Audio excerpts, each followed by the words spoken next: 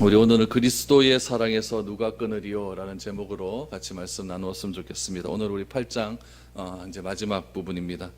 우리 지난주에 하나님의 크신 사랑을 이야기하면서 네 가지의 질문을 우리 사도 바울이 우리들에게 했습니다. 그 네 가지 질문은 이런 것이었죠. 우리 첫 번째 질문은 만일 하나님이 우리를 위하시면 누가 우리를 대적하리요? 누가 우리를 대적하리요? 라고 하는 질문이었고, 두 번째는 자기 아들을 아끼시지 아니하시고 주시니가 아끼실 것이 무엇이 있겠는가, 무엇을 안 줄 수 있겠는가에 대한 것이었고요. 세 번째는 하나님이 우리를 택하신 것이 사실이라면 누가 우리를 고발할 수 있겠는가, 고발에 대한 질문이었고, 네 번째는 누가 우리를 정죄할 수 있겠는가, 정죄에 대한 질문입니다.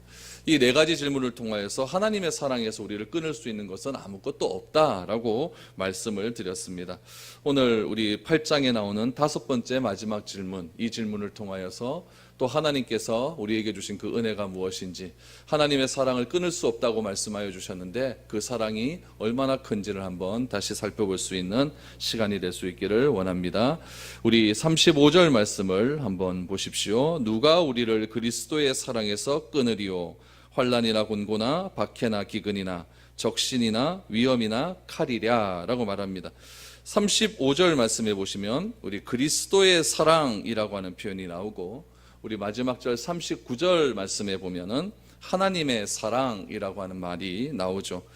여러분, 그리스도의 사랑은 무엇이고 하나님의 사랑은 무엇일까요? 다 똑같지만은 이것을 구별하자면 하나님의 사랑은 조건 없는 사랑이겠죠. 무조건적인 사랑이고 우리를 구원하시기 위한 작정하신 그런 크고 놀라운 사랑이라고 말할 수 있을 것입니다.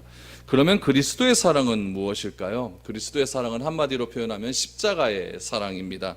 십자가의 사랑은 희생의 사랑이고, 십자가의 사랑은 여러분 자신을 내어주는 그런 사랑입니다. 긍휼이 풍성한 사랑이고 은혜가 많은 사랑이 바로 그리스도가 우리에게 주신 그런 놀라운 사랑입니다. 그래서 예수님의 사랑을 우리는 자기 희생과 긍휼, 은혜라고 하는 이 세 단어로 표현을 할 수가 있겠죠. 조건이 없는 그런 사랑을 그리스도께서는 우리를 통하여 보여주셨습니다. 바울은 그리스도의 사랑을 경험한 사람입니다. 바울에게 있어서 그리스도의 사랑은 어떻게 보면은 그가 그리스도를 만나기 전까지는 말도 되지 않는 그런 사랑이었습니다. 왜냐하면 자기가 경험하는 그런 사랑과는 정반대의 사랑이었기 때문에 그렇죠. 바울은 굉장히 자기중심적인 사랑이었죠. 또 바울은 분노의 사람이었습니다. 바울은 열정의 사람이었고, 바울은 결과를 굉장히 중요시하는 사람이었을 뿐만 아니라 목적 중심의 사람이었습니다. 그런 사람에게 긍휼, 또 무조건적인 사랑, 자기 희생, 이런 단어들은 그의 삶 가운데는 전혀 어울리지 않는 그런 단어이고 표현입니다. 그런데 그런 그에게 예수님이, 부활하신 예수님이 찾아와 주셨습니다. 그리고 그 십자가의 사랑이 무엇인지, 그리스도의 사랑이 무엇인지 예수님께서는 바울에게 친히 보여주셨습니다. 그 사랑을 바울이 경험을 합니다. 전혀 자기와 맞지 않은 그런 단어들이 자기에게 밀려 들어오기 시작하자 바울이 변화가 되기 시작합니다. 그래서 자신에게 그리스도의 사랑이 들어와 있는데 그 사랑을 끊을 수 있는 것이 과연 무엇이 있겠는가라고 하면서 이렇게 우리에게 질문을 합니다. 그리고 그 질문 속에서 사탄은 우리들에게 끊임없이 그리스도의 사랑을 끊으려고 하는 여러 가지 시험과 또 여러 가지 난제들을 우리에게 유혹을 하고 있는데, 그 난제들을 오늘 35절에 보니까 7가지로 소개를 하고 있습니다. 사탄은 이런 사랑을 소유하신 예수님, 무조건적인 희생적 사랑을 소용하신 그 예수님을 공격할 수는 없습니다. 그래서 그런 사랑을 경험한 우리를 공격하기 시작을 합니다. 여러분 잘 기억하셔야 됩니다. 예수님을 모르는 사람에게는 이런 공격이 들어오지 않습니다. 예수님을 알고 예수님을 나의 그리스도로 믿고 내 안에서 성령의 은혜를 가지고 그렇게 하나님의 뜻대로 살아가려고 결단하고 나아가는 그런 사람에게 사탄은 끊임없이 공격을 한다는 이야기입니다. 하나님을 사랑하지 못하도록 하고 예수님의 사랑을 경험하지 못하도록 하고, 이런 사랑을 경험하지 못하고 사랑하지 못하고 함을 통해서 하나님의 관계를 끊어버리려고 사탄은 무수히 우리를 괴롭히고 유혹하고 있는 것입니다.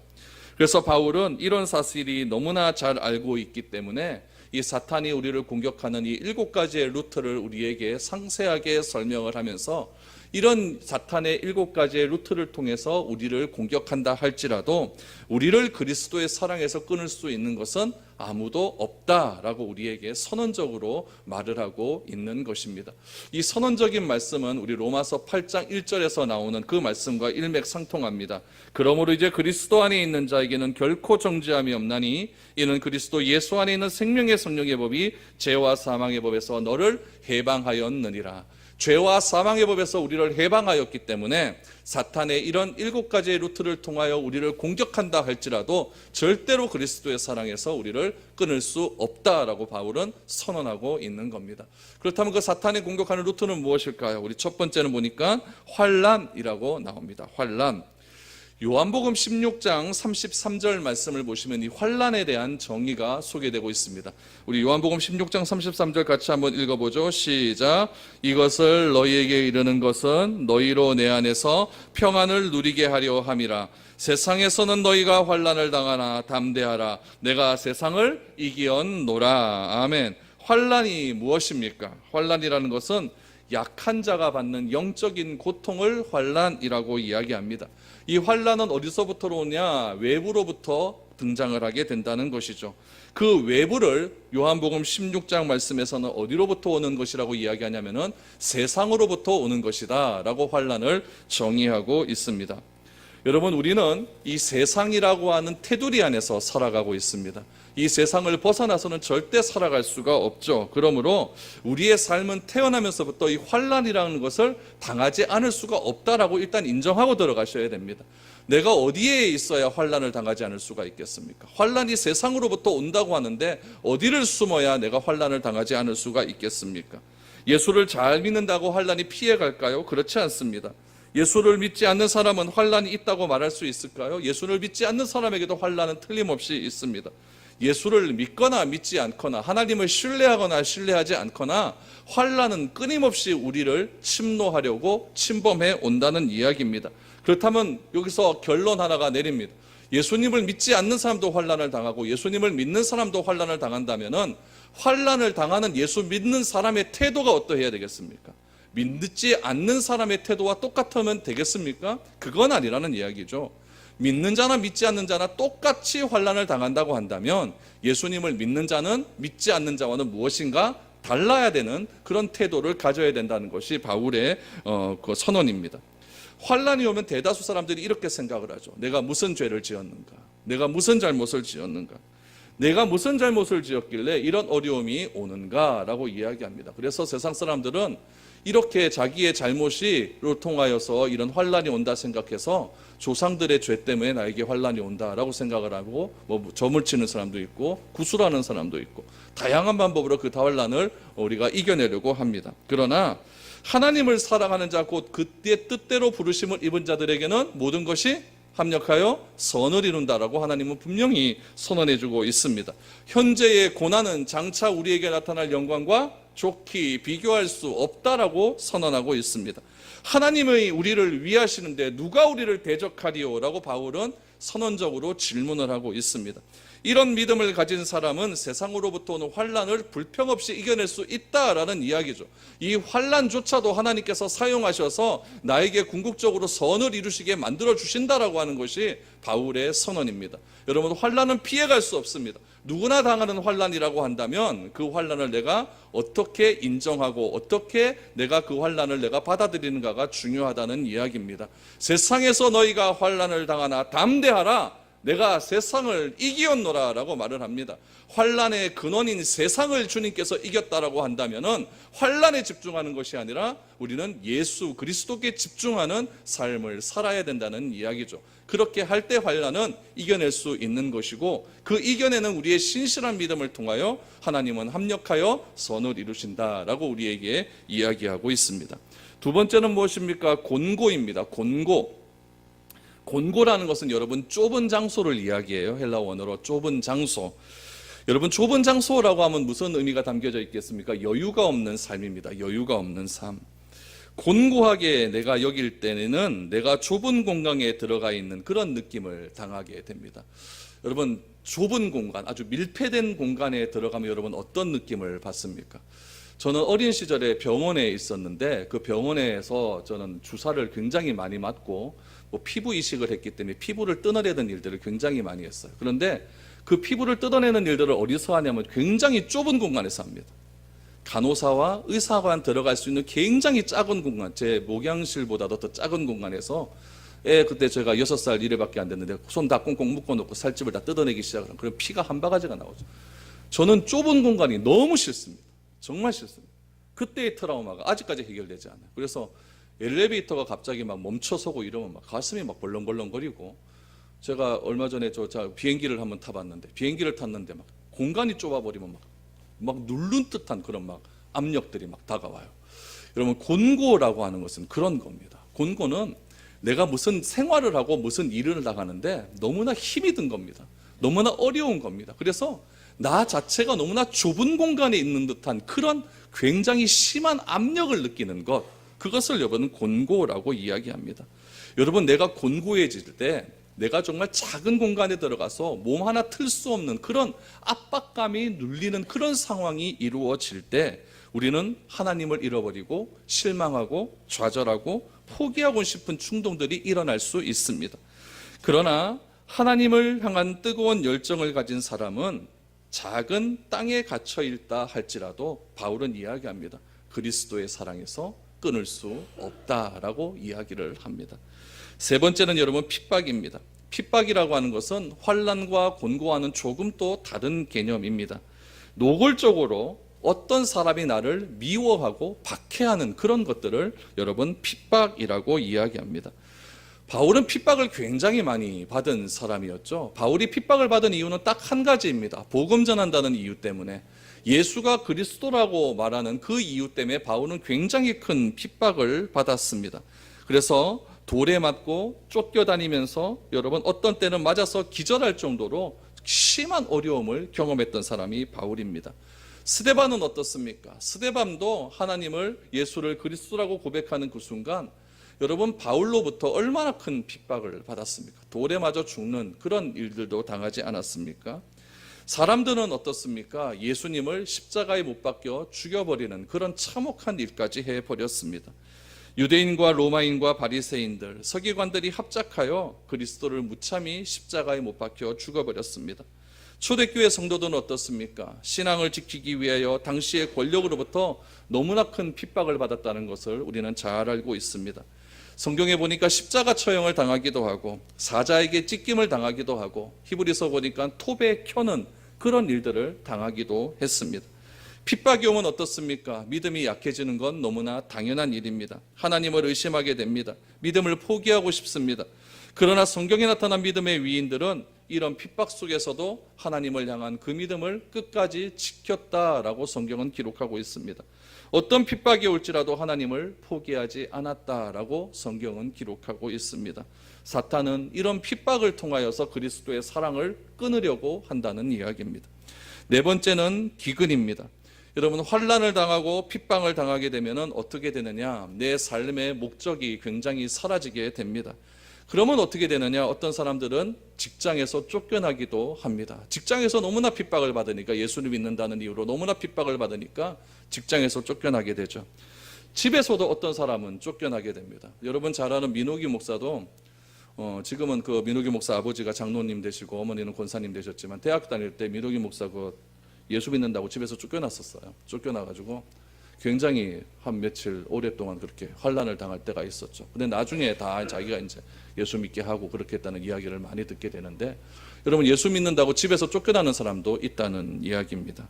여러분 직장 잃고 집에서 쫓겨나면 어떻습니까? 어디 가서 밥을 먹을 데가 없습니다. 어디 가서 잠을 잘 때도 없어지게 됩니다. 성경은 이런 일을 가리켜서 기근이다라고 이야기를 하죠. 바울은 배고프고 목마른 경험을 많이 했습니다.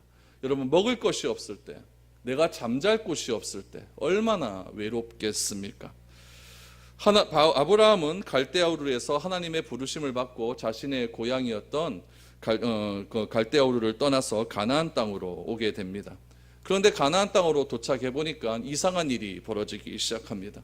가나안 땅은 하나님께서 가라고 하신 그런 땅이었고 아무것도 없이 그렇게 가나안 땅으로 왔는데, 그러면 그곳에서 하나님이 무엇인가 책임져 주실 일들이 일어날 것으로 아브라함은 기대했을 것입니다. 그런데 도착하자마자 아브라함을 기다리는 것은 기근이었습니다. 비가 오지 않습니다. 그 땅 가운데 굉장히 기근이 일어나게 됩니다. 그러자 아브라함이 한 일이 무엇입니까? 하나님이 싫어하시는 땅으로 가게 됩니다. 그는 하나님의 명령에 의해서 순종하는 마음으로 가나안으로 왔는데, 가나안 땅에 기근이 오니까, 먹을 것이 없어지게 되니까, 먹고 살 일이 막막하게 되니까 하나님이 싫어하시는 땅으로 가게 됩니다. 그 땅이 어디입니까? 이집트입니다. 여러분, 성경을 읽다 보면 항상 믿음의 사람은 가나안 땅에서 정착하느냐 이집트로 가느냐 그 싸움입니다. 하나님이 원하시는 그 가나안 땅에서 내가 죽을 때까지 내가 믿음 지키고 살아가느냐, 아니면 내가 먹고 살기 위해서 내가 보다 더 높은 그런 지위에 올라가기 위해서 가나안 땅 버리고 애굽으로 가느냐 그 싸움입니다. 아브라함은 어떻게 했습니까? 결국 이집트로 가게 되었죠. 그곳에서 아브라함은 큰 망신을 당하게 됩니다. 자기 아내를 빼앗길 뻔하죠. 여러분, 기근이라는 것은 무엇입니까? 믿음의 조상이라고 불렸던 아브라함의 믿음까지도 흔들어버리는 게 기근입니다. 먹고 사는 문제가 그렇다는 이야기죠. 육체적인 고통을 주기도 하고 내 삶의 정체성을 흔들어버리기도 하고 내가 사람들과의 관계 속에서 굉장히 주눅들게 하는 일이 바로 이 기근의 문제라는 이야기입니다. 기근이 오면 사람의 마음 흔들리는 것 너무나 당연합니다. 그러나 바울은 이야기하죠. 이런 기근이 온다 할지라도 그리스도의 사랑에서 끊을 수 없다라고 선언하고 있습니다. 다섯 번째는 적신입니다. 적신이라고 하는 것은 헬라어로 벌거벗다라고 하는 뜻을 가지고 있습니다. 그래서 이 적신이라고 하는 것은 입지도 못하고 자지도 못하고 헐벗는 것, 그것을 적신이라고 이야기합니다. 바울은 이 적신의 체험을 너무나 많이 했습니다. 고린도후서는 바울의 자서전과 같은 그런 편지인데, 고린도후서 11장 27절 말씀해 보니까 바울은 이렇게 자신의 적신을 표현하고 있습니다. 같이 읽습니다. 시작. 또 수고하며 애쓰고 여러 번 자지 못하고 줄이며 목마르고 여러 번 굶고 춥고 헐벗었도다. 여러분, 바울은 괜찮게 사는 사람이었습니다. 바울은 가만 놔두었으면 여러분 크게 성공할 사람이었습니다. 바울의 고향은 다소죠. 다소에서 예루살렘으로 왔습니다. 예루살렘에서 바울은 무엇을 바라보고 살았냐면 저 멀리 로마에 들어가서 자기는 로마의 최고의 지도자가 되겠다라는 것을 꿈꾸면서 그렇게 살아왔던 사람이 바울입니다. 그런데 바울이 한순간에, 그렇게 높은 자리에 있던 바울이 한순간에 이런 자리로 떨어져 버리고 맙니다. 바울은 괜찮게 사는 사람처럼 보였지만 사실은 달랐습니다. 바울이 친구를 만났습니까? 결혼을 했습니까? 자식을 낳습니까? 바울이 여러분 자기 마음대로 해외여행을 한번 해봤습니까? 맛있는 집 맛집 찾아서 그렇게 다녀보기를 했습니까? 편하게 살 수 있었지만 주님 뜻대로 살기 위해서, 하나님께서 나에게 주신 사명 잘 감당하기 위해서 자신에게 주어진 기득권 다 버리고 살아간 사람이 바울이었다는 것입니다. 이렇게 한 이유가 무엇입니까? 바울은 35절에서 분명히 이야기하죠. 그리스도의 사랑에서 끊을 수 없기 때문이다 라고 선언합니다. 여섯 번째는 위험입니다. 정직하게 진리대로 살려고 하는 사람은 언제나 위험에 노출되게 되어 있습니다. 여러분, 정당하게 타협하면서 살려고 하는 사람은 이런 위협과는 전혀 상관없는 삶을 살아가게 됩니다. 그러나 위험은 생존의 위기이고 죽음의 협박일 수 있습니다. 질병이 우리를 얼마나 위협하고 있습니까? 암이 얼마나 우리 가운데 우리를 위협하고 있습니까? 잘 살다가 소화 안 돼서 병원 갔더니 위암 말기 판정받고 자신의 삶이 인생으로 꼬꾸라져 버리는 그런 경험을 하는 우리 주변의 사람들이 얼마나 많이 있습니까? 우리는 원수로부터 살해의 위협을 받고 모함의 위협도 받고 여러분 또 다양하게 오해도 받고 그렇게 하루하루를 살아갑니다.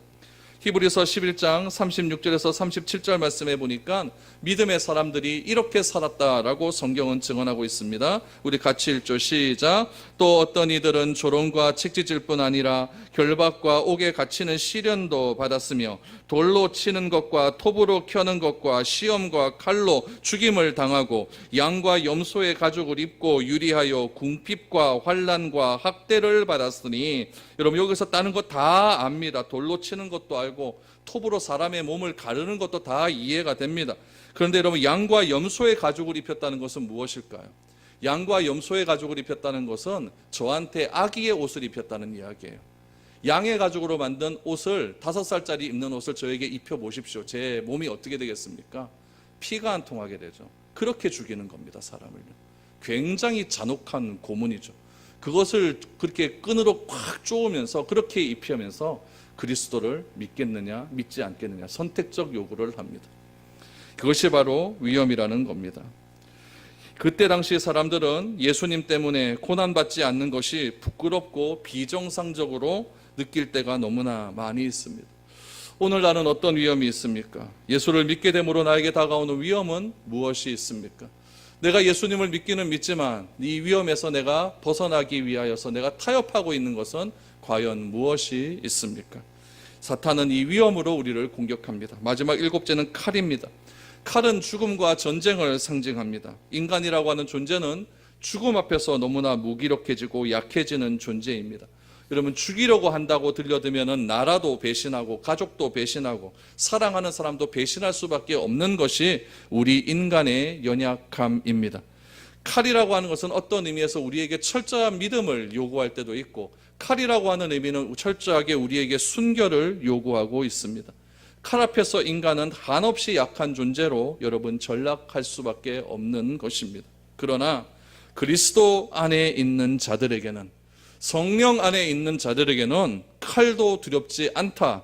헐벗고 굶주린 것도 두렵지 않다. 우리를 괴롭히고 수많은 환난과 우리를 고독하게 만드는 공고함도, 우리를 물리적으로 핍박하는 것과 나의 육신을 괴롭히는 수많은 일들이 나에게 찾아온다 할지라도 나를 구원하시고 나를 사랑하시고 나에게 긍휼과 사랑을 베풀어 주실 뿐만 아니라 무조건적으로 나를 사랑하신 그리스도의 사랑에서 절대 끊을 수 없다라고 바울은 선언하고 있습니다. 여러분, 이런 믿음이 우리에게 있습니까? 이런 은혜가 우리에게 있습니까? 이런 사랑이 우리에게 존재하고 있습니까?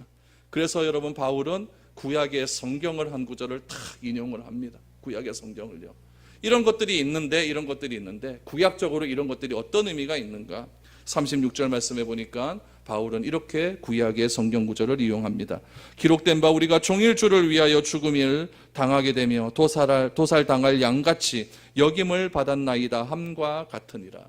이 말씀은 시편 44편 22절의 말씀을 바울이 그대로 인용한 사실이에요. 근데 이 인용 구절이 좀 이상합니다. 우리가 생각하기에 이 정도 상황이 되면 인용 구절이 어떤 구절이 나와야 되냐면은 희망을 주는 인용 구절이 나와야 돼요. 맞죠? 어렵잖아요. 힘들잖아요. 그러나 메시아가 오게 되면은 이런 모든 것에서 우리를 구원할 거다.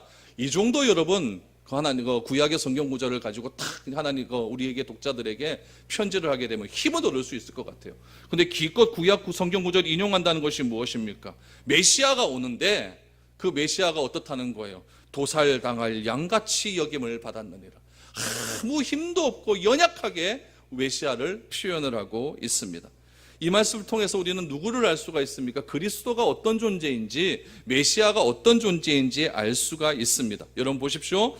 도살할 양같이 끌려가시는 하나님의 어린 양, 그분은 누구십니까? 하나님이십니다. 그분은 하나님이셨지만 사람의 모습으로 나셔서 어떠한 모습으로 우리에게 드러내셨느냐? 도살당하시는 양과 같이 우리에게 나타나셨다는 거예요. 예수님이 여러분 재판받고 예수님께서 십자가 달리기 전에 많은 로마의 사람들에게 재판받으실 때 그는 여러분 하늘의 모든 권세를 가지신 분이셨습니다. 천사를 보내어서 그런 모든 사탄 세력들을 물리칠 수 있는 힘과 능력을 가질 수 있는 분이셨습니다. 그러나 그는 그 앞에서도 도살당하는 어린 양같이 아무 말씀도 하지 않았습니다. 아무 말씀도 하지 않았어요. 무기력해 보입니다. 나약해 보입니다. 그러나 예수 그리스도의 구원을 받은 자들, 성령으로 말미암아 거듭난 자들, 이 세상에 어떤 것도 그리스도의 사랑에서 끊을 수 없다고 믿는 자들, 이들이 바로 예수 그리스도의 모습과 같은 그런 모습을 가진 사람들인데, 예수님의 모습으로 살아가는 자들은 종일 주를 위하여 죽임을 당하는 삶과 똑같은 삶을 살아간다는 이야기예요. 예수님은 어떤 삶을 살았습니까? 왜 이 땅에 오셨습니까? 죽기 위해서 오신 것 아닙니까? 어떻게 죽기 위해서 오셨습니까? 십자가에서 비참하게 죽기 위해서 오셨다는 거예요. 그 모습을 누가 닮는다고요? 우리 그리스도인들이 그대로 닮아야 된다는 이야기예요. 그 닮아가는 모습들이 어떤 모습으로 나타납니까? 오늘 바울이 나타난 7가지의 모습으로 나타난다는 이야기예요. 똑같다는 이야기입니다. 도살당한 양과 같은 모습으로 우리는 세상에서 그렇게 살아간다는 이야기죠. 예수님은 뭐라고 하셨습니까? 아무든지 나를 따라오려거든 자기를 부인하고 자기 십자가를 지고 나를 쫓으라라고 말합니다. 이것이 그리스도인의 삶입니다. 우리는 날마다 죽습니다. 그리스도인의 삶은 도살장에 끌려가는 어린 양과 같습니다. 아무것도 못하는 것 같아요. 왜 그럴까요? 우리의 잘못되고 세속적이고 세상에서 살아왔던 그 삶을 버리기가 그만큼 어렵다는 이야기입니다. 그만큼 어렵다는 이야기. 내가 가지고 있는 모난 부분들, 잘못된 부분들, 나만 아는 그런 부분들 버리는 것이 십자가를 지고 사는 삶이고, 그런 부분을 버리는 것이 어린 양 예수께서 도살장에 끌려가는 그런 모습으로 삶을 사는 것이고, 그런 삶을 버리지 않으면 절대로 하나님을 드러낼 수 없는 삶을 살 수밖에 없다는 이야기죠. 그리스도인이 세상에 존재하는 형태는 영웅도 아닙니다. 혁명가도 아닙니다. 내가 영웅 되려고 여러분 예수님을 믿습니까? 내가 히어로 되려고 예수님을 믿습니까? 그거 아니잖아요. 영웅과 혁명가의 모습은 예수님의 삶의 모습 쪽에서 전혀 나타나지 않았습니다. 오히려 예수님의 삶의 모습은 도살장에 끌려가는 어린 양과 같은 무기력한 모습으로 우리에게 나타나고 있어요. 내가 손해를 보지 않으면 다른 사람이 이익을 볼 수 없습니다. 내가 손해를 본다는 것은 다른 사람이 이익을 얻는다는 것에 상반된 반대되는 표현 아닙니까? 내가 이익을 추구하면 어떻게 되겠습니까? 다른 사람은 손해를 보게 되어 있습니다. 이렇게 살고 싶은 사람이 세상 천지에 어디 있습니까? 예수 믿는 사람도 이렇게 살고 싶을까요? 그렇지 않습니다. 이런 사람이 어떻게 성공할 수 있을까요? 그러면 어떻게 이런 사람들이 이 세상에 존재할 수 있을까요? 예수 믿는 사람은 도살장에 끌려가는 어린 양과 같이 그렇게 무기력한 모습으로 삶을 살아가야 될까요? 그 예수님이 그렇게 삶을 살아셨다면 우리도 그리스도의 형상을 따라 자라가는 존재라고 한다면 그 모습대로 살아가야 되는데, 그렇게 살아가는 모습을 갖고 내가 세상에서 어떻게 성공하며 살아갈 수 있을까요? 바울은 그 해답을 37절에서 분명히 우리에게 선언하고 있습니다. 여러분 37절 말씀 오늘의 핵심의 말씀입니다. 같이 읽어보죠. 시작. 그러나 이 모든 일에 우리를 사랑하시는 이로 말미암아 우리가 넉넉히 이기느니라. 아멘. 아멘. 이 모든 일이 어떤 일입니까? 앞에서 언급했던 7가지의 일입니다. 이 모든 일이 어떤 일입니까? 내가 세상에서 살아갈 때 어린 양과 같이 무기력한 모습으로 살아가는 그런 일입니다. 그 모든 일이 누구로 말미암아? 우리를 사랑하신 이로 말미암아 내가 넉넉하게 이긴다는 이야기입니다. 내가 비록 힘들고 어렵고 낭망 속에 살아가고 있지만 그 낭망 속에 살아가는 나의 인생을 나의 힘으로 내가 어떻게 벗어보려고 하면은 아무 일도 되지 않지만 나를 사랑하는 이로 말미암아 나의 힘으로 되는 것 하나도 없지만 나를 사랑하는 이가 누구십니까? 그렇게 무기력하게 보였던 예수 그리스도 아닙니까? 그렇게 무기력하게 십자가에서 죽어가셨던 그분 아닙니까? 그분으로 말미암아 어떻게 된다고요? 내가 넉넉히 이기느니라. 아멘. 그것이 우리의 믿음입니다. 그것이 이 세상에서 살아가는 우리의 존재의 가치입니다. 누가 이런 삶을 살아갑니까? 누가 이런 삶을 살아가는 것을 좋아하겠습니까? 그러나 당하고 모함받고 어리석고 아무것도 아닌 것 같아도 그리스도를 바라보고 그리스도의 사랑을 신뢰하는 사람들에게는 모든 것을 나를 사랑하는 이로 말미암아 넉넉히 이기게 하실 줄 믿습니다. 그 믿음이 우리에게 있어야 돼요.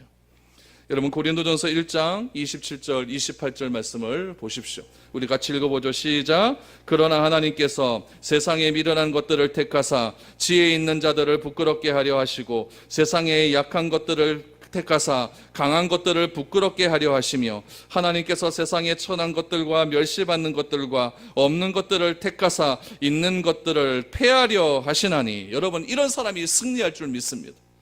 세상에서는 바보 같고 세상에서는 당하는 것 같고 세상에서는 멍청하고 하나님을 신뢰하고 의지하며 끝까지 가면 하나님께서는 반드시 우리로 하여금 우리를 택하사 있는 것들을 폐하게 하시고 우리로 하여금 하나님께서 승리의 길을 허락하여 주신다라고 그렇게 말씀해 주십니다. 그러므로 여러분 7가지의 이런 사탄의 루트들 절대 여러분 이런 것들 온다 할지라도 두려워하지 마십시오. 겁내하지 마십시오. 이런 모든 것들이 우리에게 온다 할지라도 그리스도의 사랑에서 절대 끊을 수 없는 겁니다. 바울은 그러면서 38절에서 또 하나의 10가지의 환난을 이야기합니다. 여러분 38절을 보십시오. 내가 확신하노니 사망이나 생명이나 천사들이나 권세자들이나 현재일이나 장래일이나 능력이나 이랬습니다. 여러분 로마서 8장 28절을 다시 보십시오. 로마서 8장 28절에 보니까 어떻게 말합니까? 우리가 알거니와 우리가 알거니와. 그런데 38절로 탁 넘어가 보니까 내가 확신하노니 이렇게 나와요. 이게 굉장히 중요한 바울의 인식의 변화입니다. 우리가 알거니와라고 하는 것은 지식이에요. 내가 안다라는 이야기죠. 그 지식이 무엇으로 바뀝니까? 믿음으로 바뀌어요. 믿음으로 바뀌어요. 지식이 믿음으로 변하는 순간이 지금 바울이 로마서 8장 28절에서 지금 38절에 보니까 확신으로 나아가고 있습니다. 28절은 무엇입니까? 우리가 알거니와 하나님을 사랑하는 자 곧 그 뜻대로 부르심을 입은 자들에게는 모든 것이 합력하여 선을 이루니라. 이렇게 얘기했던 바울이 이제는 확신한다는 이야기예요. 그 확신이 무엇으로 나타나느냐? 10가지의 또 핍박으로 우리에게 나타나고 있습니다. 첫 번째는 무엇이냐? 이 확신을 흔들게 하는 것이 무엇이냐? 첫 번째는 사망입니다. 이것은 육체적 죽음을 뜻합니다. 죽음에 따라오는 고통을 말합니다. 제가 얼마 전에도 말했듯이 죽음에 이르는 현상들을 의미하는 거예요. 죽음에 이르는 현상들이 자꾸 나에게 밀려옵니다. 그럼 내가 죽을 것 같은 거, 미칠 것 같은 거, 그런 것이 다가온다 할지라도 내가 알거니와 내가 확신하노니 이 확신에서 절대로 벗어날 수 없다라고 선언하고 있는 겁니다. 고린도전서 15장 55절 말씀해 보니까 사망아 너의 이기는 것이 어디 있느냐, 사망아 너의 쏘는 것이 어디 있느냐라고 말합니다. 너의 쏘는 것이 무엇입니까? 화살 쏜다 그러지 않습니까? 사망이 우리를 쏘는 거예요. 막 쏘는 거예요. 그것이 어디 있느냐 얘기하는 거죠. 사망아 내가 이기는 것이 어디 있느냐 이렇게 선언하고 있는 거예요. 사망? 문제 없다라는 이야기죠. 우리는 죽음의 공포도 있고 죽어가는 것에 대한 공포도 있습니다. 믿음의 사람은 이 죽음의 공포를 이겨내고 극복했습니다. 누가 우리를 그리스도의 사랑에서 끊을 수 있습니까? 누가 그리스도 안에 있는 하나님의 사랑에서 끊을 수가 있습니까? 사망이나 죽음도 우리의 신앙과 믿음을 약화시킬 수 없다라는 것이 바울의 믿음입니다. 두 번째는 무엇입니까? 생명입니다. 생명은 이 세상을 살아가고 있는 우리들의 삶을 이야기합니다. 죽음과 반대되는 개념입니다. 사람들의 소원이 무엇입니까? 오래 사는 겁니다. 지금 100세 시대, 오래 사는 것, 건강하게 오래 사는 것, 행복하게 사는 겁니다. 이 세상에서 누릴 수 있는 모든 특권과 쾌락과 즐거움을 누리고 싶어 합니다. 세상에서 가질 수 있는 모든 것이 이 생명이라고 하는 단어에 다 압축되어 있는 거예요. 생명, 어떻게 살고 싶냐? 잘 살고 싶다. 잘 살고 싶은 게 뭐냐? 돈 많이 벌고 자식들 잘 되고 좀 넓은 집에서 편안하게 그렇게 살고 싶다. 그것이 생명이 안에 다 들어있는 거예요. 그런데 이런 것이 나쁘다는 것이 아니고 여러분, 이런 것을 가지고 마귀가 유혹한다는 거예요. 내 생명을 나에게 주면 세상의 모든 것 다 주겠다고 얘기합니다. 이거 누가 유혹했습니까? 마귀가 예수님께 유혹한 그 중에 하나 아닙니까? 나에게 절해라. 다 주겠다. 다 주겠다. 이것이 여러분 생명의 유혹입니다. 그래서 높은 사람들 중에 악한 사람이 많습니다. 이런 생명에도 내가 하나님을 사랑하는 것은 끊을 수 없다라고 바울은 말합니다. 세 번째는 천사입니다. 여기서 말하는 천사는 악한 천사를 말합니다. 악한 영입니다. 이 악한 영은 우리를 더럽게 합니다. 거짓말하게 만듭니다. 우리에게 질명을 가져다주고 우리를 파괴시킵니다. 거짓말하게 만들고, 진짜 신앙은요 이런 죽음을 통과해야 됩니다. 죽음을 통과해서 마치 연단을 통해서 풀무불에서 나오는 정금이 있듯이 우리의 신앙은 적당하게 얻어지는 것이 아닙니다. 연단을 통해 정금같이 나오게 되는 겁니다. 십자가 없는 부활이 없듯이 고난 없는 영광은 우리에게 존재할 수 없습니다. 네 번째는 권세자들입니다. 여러분, 내가 높은 지위에 올라가면 올라갈수록 신앙생활하는 것은 점점점 어려워집니다. 왜냐하면 그 권력이 하나님이 될 수 있기 때문에 그렇습니다. 돈이 너무 많아도 그렇습니다. 권세자라고 하는 것은 세상적인 부와 명예를 뜻합니다. 이것을 다 포기하고 하나님을 선택하는 것이 여러분 쉽겠습니까? 쉬운 일 아닙니다. 그러나 바울은 말합니다. 아무리 세상의 화려함으로 유혹을 해도 그리스도의 사랑에서 내가 확신하노니, 이 확신에서 절대 끊을 수 없다라고 말합니다. 다섯 번째는 무엇입니까? 현재의 일입니다. 현재 내가 당하고 있는 고통, 고난, 당장 먹을 것이 없어서 굶어 죽게 된다고 생각을 해보십시오. 아무리 좋은 일이라고 현재 내가 손해를 보고 고통당하면 피하고 싶은 것이 우리의 삶의 모습입니다. 이런 유혹을 말하게 되는 것이죠. 현재의 일이 나에게 다가올 때에 나의 믿음이 흔들릴 수 있다라는 겁니다. 여섯 번째는 현재와 정반대가 되는 장래의 일입니다. 여러분, 이것은 미래에 오게 될 불안함과 환난과 고통을 뜻합니다. 얼마 후에 일어난 일을 알면 불안합니다. 여러분 잘 생각해 보세요. 고통을 당하는 것보다 더 무서운 것은 무엇이냐면은 고통에 대한 불안입니다. 고통에 대한 불안. 이것은 무엇이냐면은 인간은 육체를 가지고 있는 연약한 존재이기 때문에 현재 받는 고난보다 미래에 나에게 닥치게 될 고난이 더 무서워요. 그러니까 잠이 안 와요. 여러분 과거에 어려운 일이 있었어요. 그 어려운 일 갖고 잠 안 온 적 있습니까? 그건 다 지나간 일이기 때문에 그런 건 별 갖고 잠 안 옵니다. 그런데 앞으로 닥치게 될 위기 상황이 내가 예견되어지고 앞으로 달 위치 그런 상황들이 아직 일어나지도 않았는데 그것이 일어날 것이다 라고 생각되어지는 그 순간부터 난 잠이 안 오기 시작합니다. 그리고 어떻게 됩니까? 끝까지 가버리죠. 여러분 그것이 바로 장래의 일입니다. 우리의 믿음은 이 장래의 일을 통해 흔들릴 수 있다는 이야기예요. 어떤 것을 목표로 해서 살아가고 있습니까? 그 목표까지도 하나님께 다 맡겨버리십시오. 그 목표까지도 하나님께서 합력하여 선을 이루시는 그 과정에 있다라고 믿으십시오. 그렇게 될 때에 이런 우리의 믿음은 절대 흔들리지 않습니다. 7번째는 능력입니다. 악한 천사나 권세자들이 가지고 있는 우주적인 어떤 힘을 의미합니다. 점을 치거나 점성술을 이용해서 사람을 미혹하기도 합니다. 여러분 그냥 가끔 가다가 진짜 가끔 가다가 신문에서 저 돼지 띠니까 운세를 딱 봤는데 사람 잘 만나나 이러면 하루 종일 찝찝합니다. 하루 종일 찝찝합니다. 이게 사람이에요. 이게 사람이에요. 여러분 정말 이상한 이런 일들 가지고 여러분 우리를 미혹한다 할지라도 누가 우리를 그리스도의 사랑에서 끊을 수 있겠습니까? 39절 보십시오. 높음이나 깊음이나 다른 어떤 피조물이라도 우리 주 그리스도 예수 안에 있는 하나님의 사랑에서 끊을 수 없느니라. 8번째는 무엇인가? 높음입니다. 위에 있는 힘이죠. 권세, 부, 명예 등의 높은 지위를 이야기합니다. 내가 가지고 싶은 것들을 이야기하는 그것 때문에 믿음이 흔들릴 수 있다는 이야기예요. 9번째는 깊음입니다. 정반대죠.